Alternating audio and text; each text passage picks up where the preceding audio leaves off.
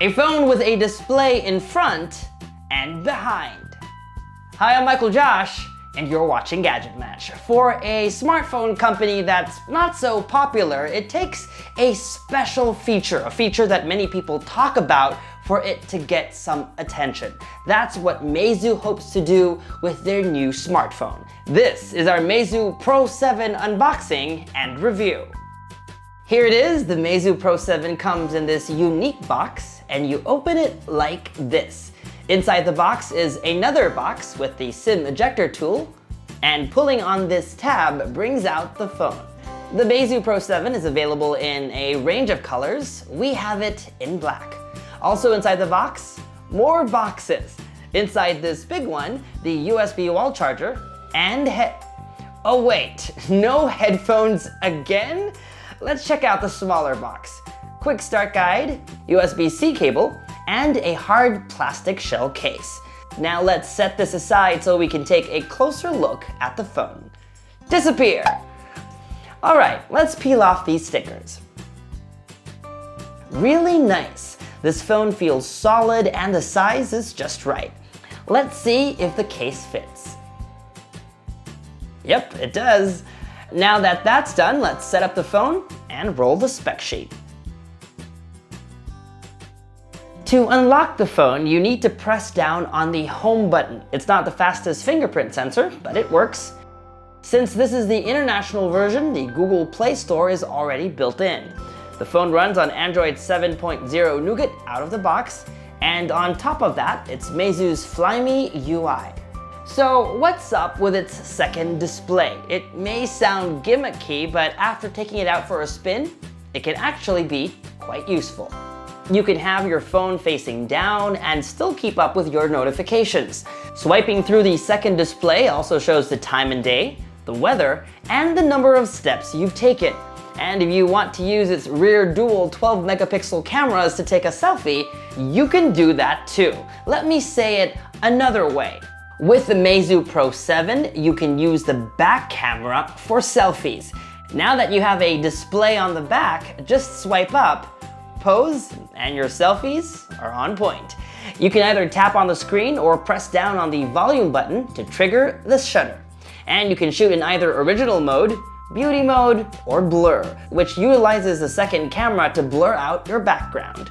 Our only wish was for the display to work in video mode. That would have made this phone a darn awesome vlogging device.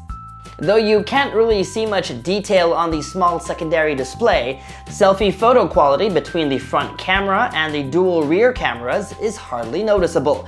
But we still prefer selfies with the front-facing camera, since this means you have more control over things like beauty filters, which, speaking of, were a bit less feature-rich than what we're used to on selfie smartphones.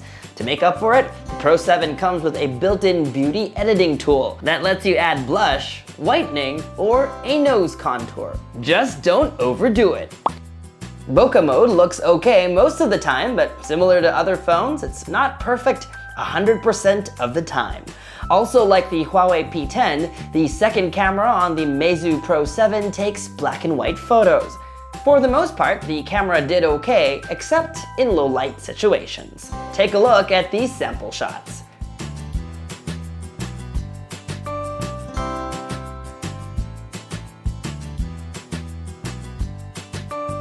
The Meizu Pro 7's 3000 mAh battery goes from 0 to 100 in an hour and 30 minutes. During our real-world use, it lasted between 8 to 14 hours. That's good enough to last a full day, and then some. And if you're curious, turning off the secondary display doesn't really affect battery life much. Outside of its native China, where this phone gets MediaTek's top-of-the-line processor, the global variant of the Meizu Pro 7 will sport a mid-range MediaTek Helio P25 processor. But if you're not really a hardcore gamer, that shouldn't really be a problem. In our week of use, we kept about 20 apps running in the background, and the phone didn't budge. The Meizu Pro 7 is currently only available in China and retails for about $425 US, or about 2,880 Chinese yuan. A Plus version is also available for about $100 more.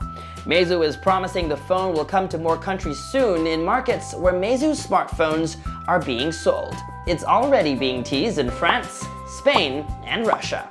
And we have it on good authority that the phone will also be making its way to Southeast Asia and India very soon. So, is the Meizu Pro 7 your gadget match?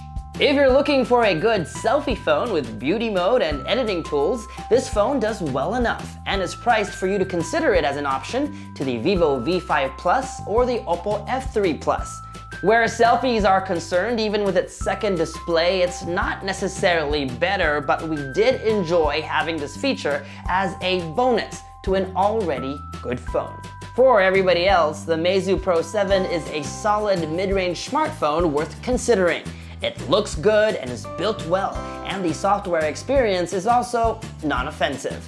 Perhaps if we had any complaints, it would be its single-purpose home button, which takes some getting used to. And if you have $100 more to spare, we recommend looking into the Meizu Pro 7 Plus, which comes with a more superior processor. And that was our Meizu Pro 7 unboxing and review. For more videos like this one, make sure to subscribe to our YouTube channel, like our Facebook page, follow GadgetMatch on social media, and make GadgetMatch.com your daily habit. Until the next video, I'm Michael Josh. Thanks for dropping by.